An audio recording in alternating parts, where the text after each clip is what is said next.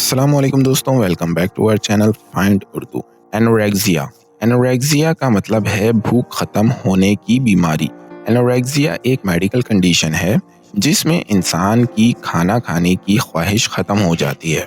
ये अक्सर psychological reasons की वजह से होता है, जैसे स्ट्रेस या बॉडी इमेज इश्यूज। इस बीमारी का असर इंसान की सेहत और वेट पर होता है।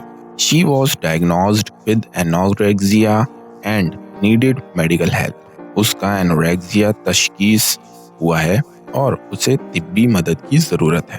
तो दोस्तों, एनोरेक्सिया का मतलब है एक बीमारी जिसमें इंसान की भूख ख़त्म हो जाती है। उम्मीद है अब आपको एनोरेक्सिया का मतलब समझ में आ गया होगा। मिलते हैं नेक्स्ट वीडियो में। शुक्रिया।